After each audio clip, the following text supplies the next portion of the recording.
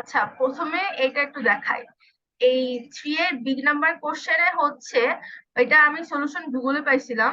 এখানে বলছে যে given reason given giving reasons to your answer based on the type of system being developed, হ্যাঁ, suggest the most appropriate generic software, মানে আমাদেরকে software suggest করতে হবে যে আমরা software generic software process model, মানে আমাদের সফটওয়্যার প্রসেস মডেল গুলোর মধ্যে দিয়ে কিছু কিছু আর কি সাজেস্ট করতে হবে এই সিস্টেম গুলো বানানোর জন্য।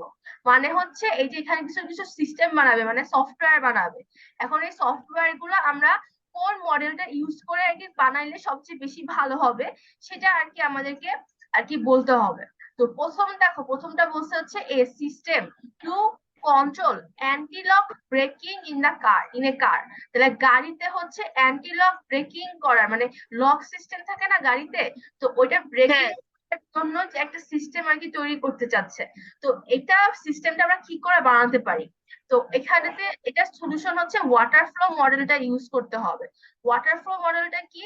ওয়াটার ফ্লো মডেলটার মধ্যে হচ্ছে আমাদেরকে মানে একটা স্টেপ কমপ্লিট করার পরে, মানে পুরোপুরিভাবে সম্পন্ন করার পরে পরের স্টেপে আমরা যেতে পারবো। ঠিক আছে, এটা হচ্ছে ওয়াটার ফ্লো মডেলের বৈশিষ্ট্য। প্রথমে হচ্ছে আমরা ওই যে তৈরি করবে সিস্টেমটা কি করতে চাচ্ছে সেটাকে কমিউনিকেশন করে কনফার্ম করতে হয়, তারপর সেটার উপর প্ল্যানিং করতে হয়।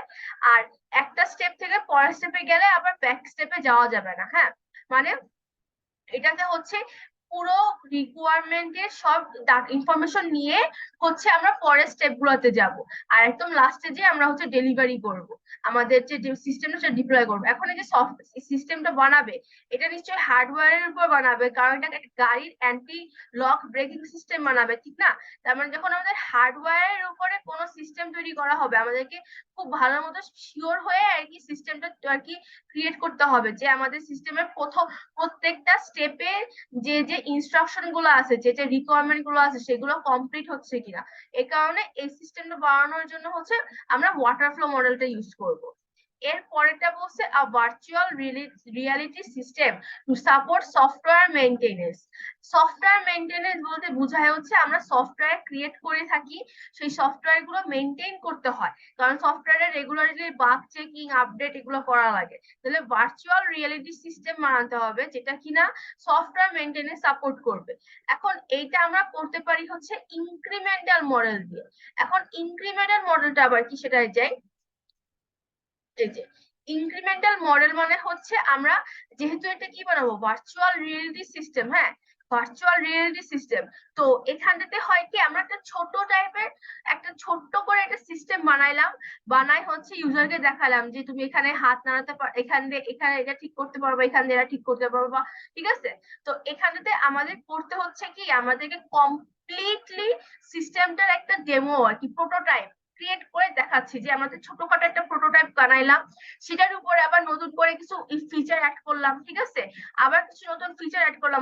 মনে করো সিস্টেমটা আমাদের সফটওয়্যার মেনটেন করার জন্য মনে করো একটা সফটওয়্যার বানাইছি, ওই সফটওয়্যারটা দিলে ওই সফটওয়্যারের মধ্যে মনে করো ইনপুট কি দিলে আউটপুটে কি আসবে সেগুলো আর কি বলতে পারতেছে। এটা একটা ছোট করে বানাইলাম। এরপর হচ্ছে পরের স্টেপে গিয়ে হচ্ছে বানাইলাম যে সফটওয়্যারের মধ্যে ইনপুটের কনস্ট্রেন্ট ঠিক করে দেওয়া, হ্যাঁ, মানে হচ্ছে কি কি ধরনের ইনপুট দিতে পারে। মানে আমরা প্রথমে একটা বেসিক বানায় সে বেসিকের উপরে আপডেট ভার্সন দিতে থাকলাম। ঠিক আছে, তো এটাকে বলা হয় হচ্ছে ইনক্রিমেন্টাল মডেল। তো ইনক্রিমেন্টাল মডেলটা আমরা এটাতে ইউজ করবো। দেখো যে ইনক্রিমেন্টাল মডেলে প্রত্যেকবারই আমাদেরকে প্রথমে ইউজার সাথে কমিউনিকেশন করে প্ল্যানিং করে মডেলিং করে কনস্ট্রাকশন করে ডিপ্লয় করব, মানে ফুলটা একবার করে করবো। মানে প্রথমে একবার একটা ইনক্রিমেন্ট, ইনক্রিমেন্ট বলতে কি বুঝায়, বাড়তে থাকা, এক এক করে বাড়তে থাকা। ঠিক আছে, তাহলে হচ্ছে এখানে একবার করব, আবার ফুললি কমপ্লিট করার পর আবার ইউজারকে দিয়ে বলবো যে দেখো আমি এটা এখন এভাবে বানাইছি, তোমার কতটুকু এটা পছন্দ হয়, কি কি সাজেশন আছে তোমার, এগুলো তোমার কাছ ইউজারের কাছ থেকে শুনবো, মানে যারা ডিমান্ড করছে প্রোগ্রামটার জন্য। তারপর আবার আবার ডিপ্লয়মেন্ট করার পর আবার নিব।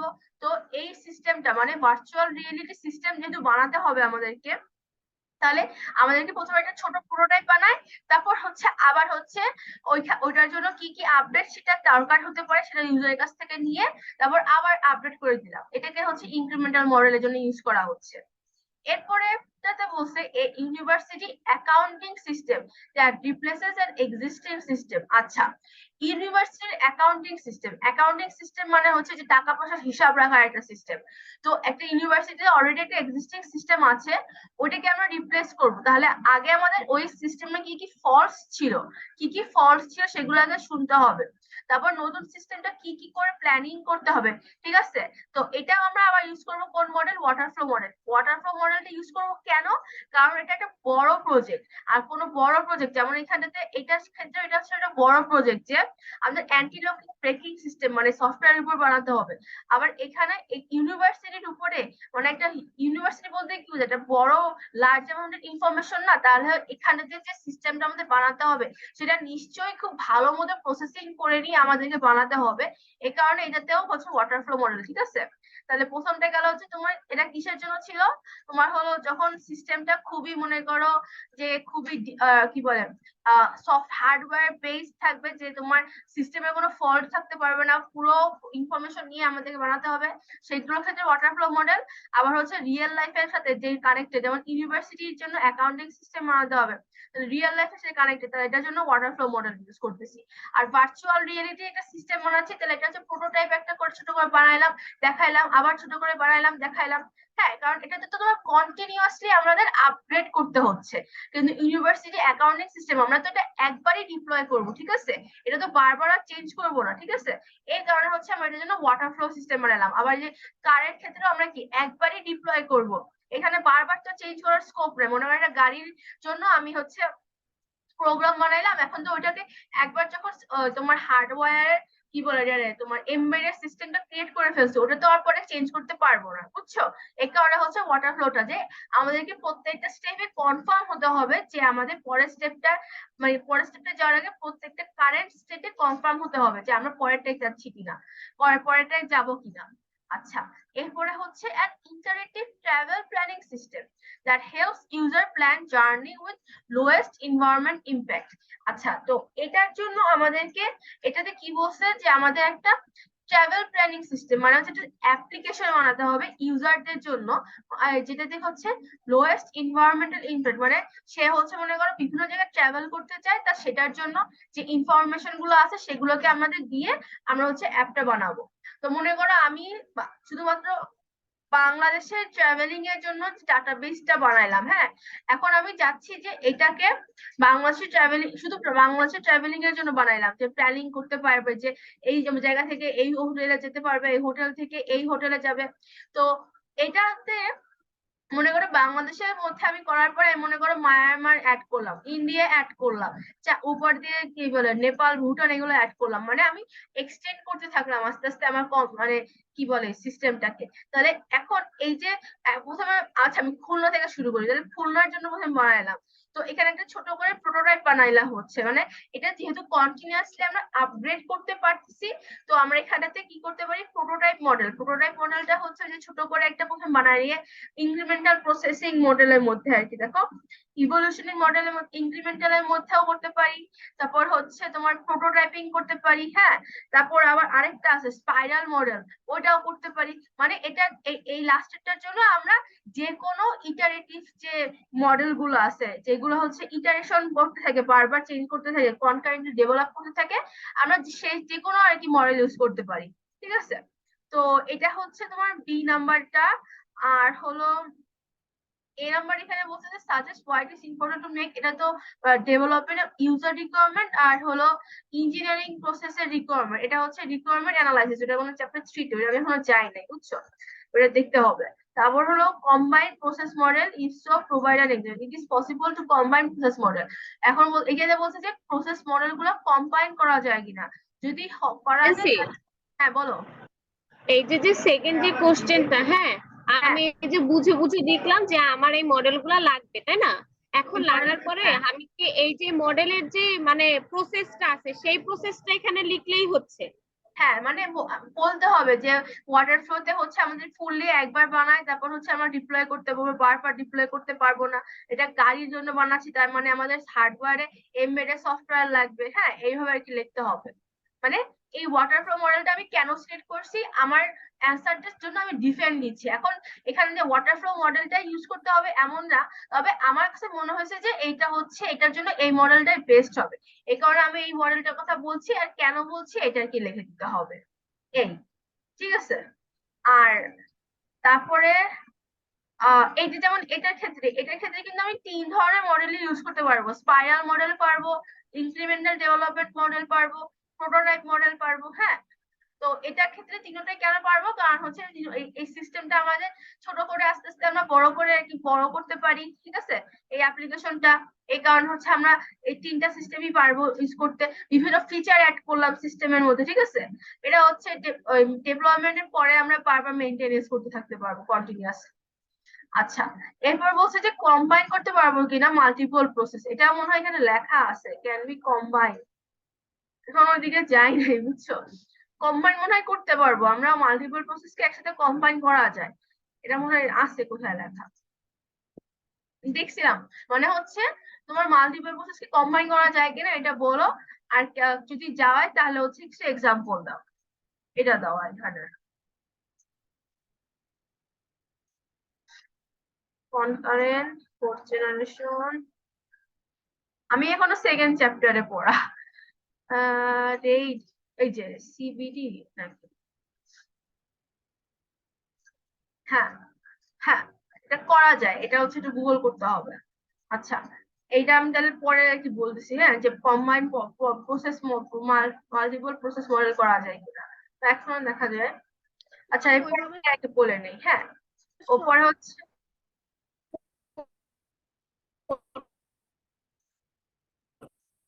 বুঝতেছি না, আমি হচ্ছে ওই প্রিভিয়াস ইয়ারের কোশ্চেন দেখে দেখে সব থাকে না আমার গোলায়। ও আচ্ছা। আচ্ছা, এরপরে 7 নম্বর কোশ্চেনটা একটু বলি। এখানটাতে হলো বলছে যে একজন সফটওয়্যার ইঞ্জিনিয়ার আছে একজন, তা ওর ও কিছু কিছু বিলিভ আছে, হ্যাঁ, কিছু মিথের বিলিভ আছে। এখন এই বিলিভ গুলো কি অ্যাকুরেট না, সেটার বিষয়ে আর কি বলছে। এটা হচ্ছে চ্যাপ্টার 1 এর সলিউশন, চ্যাপ্টার 1 এর, হ্যাঁ। এখন এখানে প্রথমে দেখো, প্রথমে বলছে যে software engineering requires unnecessary documentation which slows down the project. এখন এই মিথটা সত্যি কি মিথ্যা সেটা আমাদের বলতে হবে।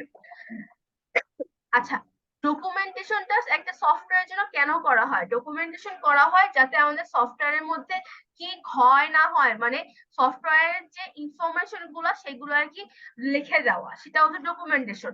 তাহলে ডকুমেন্টেশন কখনোই একটা প্রজেক্টকে স্লো ডাউন করতে পারে না, কারণ ডকুমেন্টেশন থাকাটা অবশ্যই ইম্পর্টেন্ট, ঠিক আছে। তাহলে এই মিথটা হচ্ছে ভুল, কারণ দেখো এই যে এখানে লেখা আছে,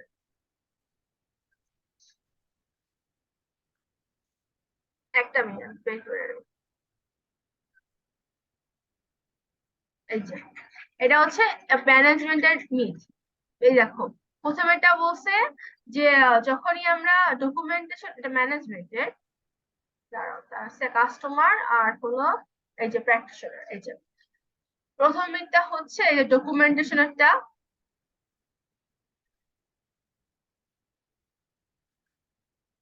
কই গেল,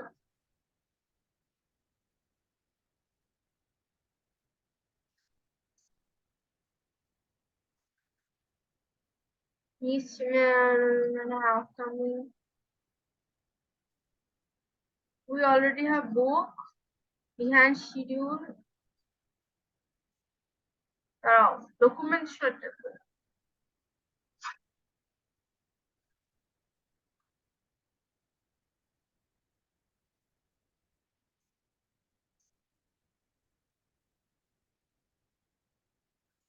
ও, এই যে ডকুমেন্টেশন রিয়ালিটি, যে সরি, পরে ছিল যে ডকুমেন্টেশন একটা, যে বলছে যে প্রথমে তোমার এখানে বলছে যে মিথ হচ্ছে অনলি ডেলিভারেবল ওয়ার্ক প্রসেস, তোমার যদি আর কি পাবলিশ করো তাহলেই হবে, মানে হচ্ছে এই যে ডেলিভারেবল ওয়ার্ক প্রোডাক্ট, মানে হচ্ছে তোমার প্রজেক্টটা পাবলিশ করলে, মানে তোমার কোড যদি রান হয়, তোমার প্রসেস, তোমার সফটওয়্যারটা রান করে তাহলেই হবে, এটা বলছে। তার মানে এটা হচ্ছে ভুল, কারণ আমার ডকুমেন্টেশনটা লাগবে, কারণ ডকুমেন্টেশন থাকে, তাহলে হচ্ছে foundation of successful engineering, and more important guideline of the software, মানে আমাদের সফটওয়্যার যেটা বানাচ্ছি সেটার জন্য আমাদের গাইডলাইন দিতে হচ্ছে, ঠিক আছে?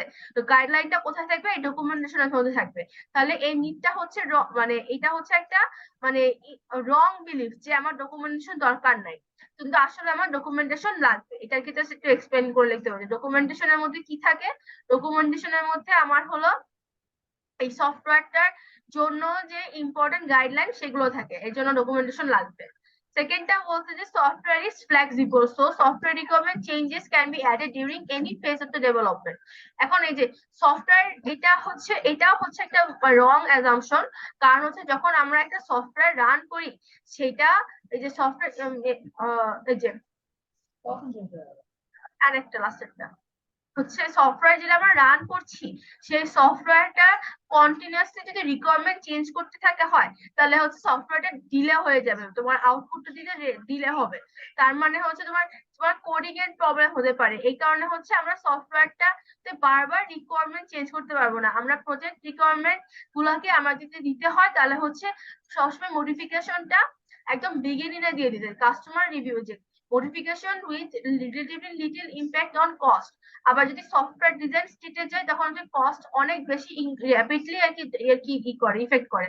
যেমন দেখো এখানটাতে যখন আমরা সফটওয়্যারটা ডিফাইন করি তখন আমাদের কস্ট কম থাকে, কিন্তু যখন ডেভেলপমেন্টে চলে যায় তখন কস্টটা যে এক্স মানে হচ্ছে কস্ট যে 1.5 থেকে 6 টাইমস হয়ে যেতে পারে। আর রিলিজ করার পরে যদি রিকোয়ারমেন্ট চেঞ্জ করা হয় তখন কস্ট 60 থেকে 100x মানে কস্ট 100 গুণ পর্যন্ত যেতে পারে। এজন্য হচ্ছে আমাদের রিকোয়ারমেন্ট একদম বিগিনিং এ বলে দেওয়া উচিত। আর 3 নম্বরটা বলছে যে if the project time schedule fail, time can reduce the increasing number, time can be reduced by the increasing the number of programmers। এটাও একটা রং অ্যাজাম্পশন। কারণ বলছে এখানে বলতে যাচ্ছে যে যদি আমার অনেক মনে করো প্রজেক্টে অনেক কিছু বাকি আছে তাহলে আমি যদি আরো এক্সট্রা প্রোগ্রামার অ্যাড করে দিই তাহলে হচ্ছে প্রজেক্ট তাড়াতাড়ি কাজ হয়ে যাবে, কিন্তু এটাও একটা রং অ্যাজাম্পশন। কারণ হচ্ছে software development is not mechanistic process, মানে হচ্ছে আমরা মানুষ অ্যাড করলে যে হাতে হাতে কাজ তৈরি করতেছে তা তো না, আমাদের ম্যানুফ্যাকচার করতে হচ্ছে না। আমাদের মেকানিক্যাল আর কি মানে আমাদের হার্ডওয়্যার ক্রিয়েট করার সময় কি করি? ম্যানুফ্যাকচার করি, কিন্তু আমার জন্য ম্যানুফ্যাকচার করতেছি না এখানে। আমাদের সফটওয়্যার প্রজেক্টটাতে হচ্ছে আর কি প্ল্যান আর কোঅর্ডিনেট করে আর কি চালাতে আর তৈরি করতে হচ্ছে। মানে আমাদের মনে করো আমার একটা আইডিয়া আছে, আমি এই আইডিয়াটা কারোর সাথে শেয়ার করলাম, তখন সেও বুদ্ধি ইউজ করে আর কি কাজ করবে। তো এই যে আইডিয়া বুঝতে পারা এইসব করতে হচ্ছে অনেক সময় লাগে। মনে করো দুজন মানুষের একটা টিমে মনে করো একটা সফটওয়্যার বিল্ড করতেছে, এখন তারা যতটুকু পর্যন্ত আসছে এখন সফটওয়্যার মধ্যে আরো মনে করো অনেক কিছু অ্যাড করতে হবে। তো আরেকটা নতুন মানুষ আসছে, তাকে ফুল সফটওয়্যার ডিটেলটা বলে তাকে বুঝায় কোথায় কি করতেছো, এই মানে কোড কোথায় কি আছে এটা বুঝাইতে আর বেশি সময় লাগে। তার মানে এই মিথটা হচ্ছে রং যে শিডিউল বাইরে শিডিউলের পিছনে যদি চলে যায় তখন মোর প্রোগ্রামার অ্যাড করলে আসলে ক্যাচ আপ করা যায় না। কারণ আমাদেরকে এখানটাতে এই মানুষ বেশি অ্যাড করলে আমাদের সফটওয়্যার প্রজেক্টটা আরো বেশি দেরি করে হবে, কারণ তাদেরকে আমাদের পুরো কোডটা পুরো সফটওয়্যার ডিজাইনের ইস্যু ইনফরমেশন গুলোকে তাদেরকে বুঝায় বলতে হয়। ঠিক আছে, এটা হচ্ছে আরেক ভেরিয়েবলের ভ্যালু নিতে হচ্ছে এ আর বি এর। তাহলে হলো আমি এখানে দিয়ে লিখবো হচ্ছে রিড এ আর রিড, হ্যাঁ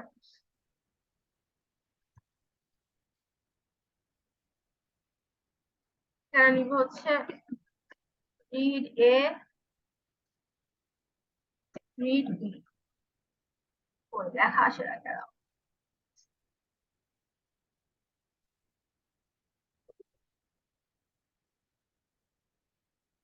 আরে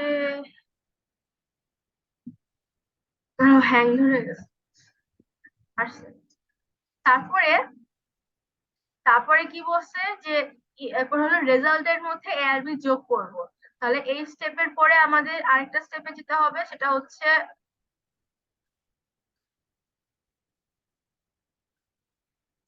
পরের স্টেপে হচ্ছে এভাবে দিব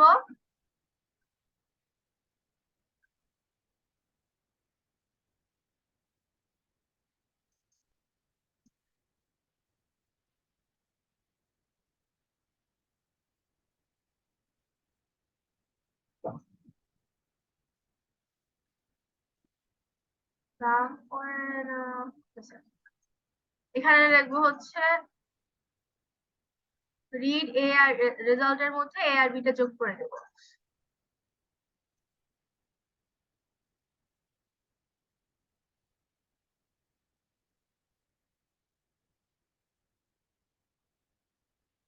কম্পিউটার হ্যাং হচ্ছে।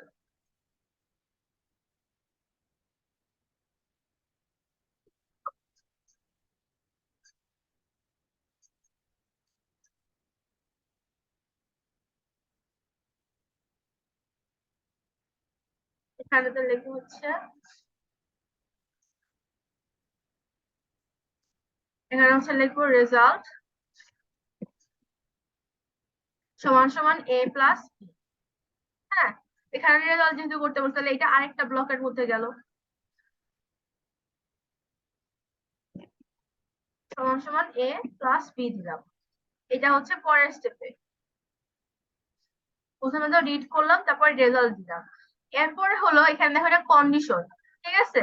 তাহলে হচ্ছে এখানে কন্ডিশন দিতে হলে কি করতে হয়, ডায়মন্ড আঁকাতে হয়।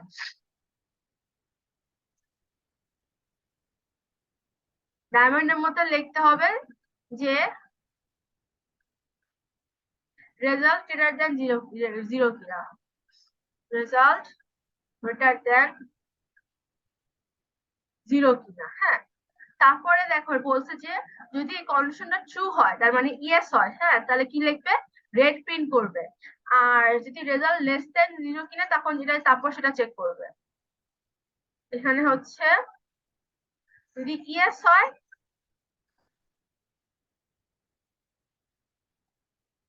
তখন কি করবে, রেড প্রিন্ট করবে।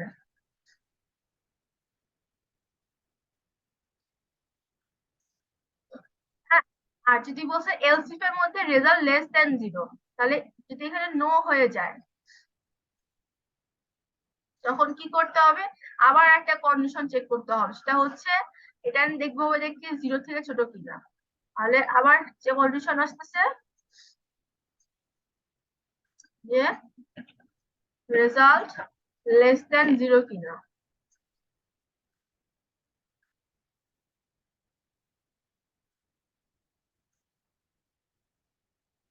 হ্যাঁ, এরপর হচ্ছে যদি এই কন্ডিশনটা কি হয়, ট্রু হয়, তাহলে কি প্রিন্ট করবে, ব্লু প্রিন্ট করবে, ঠিক আছে? তাহলে হচ্ছে এখানে যদি ইয়েস হয় তাহলে হচ্ছে এখানটাতে প্রিন্ট করবে হচ্ছে ব্লু। আর যদি এটা ফলস হয়, মানে যদি নো হয়, তাহলে কই যাবে, তাহলে এলসে তখন যাবে, এলসে যাবে মানে কি, এলস কন্ডিশনে চলে যাবে। আর এখানে নো হলে কি হয়ে যাবে, এখানে লেখা আসবে হচ্ছে ডু নাথিং।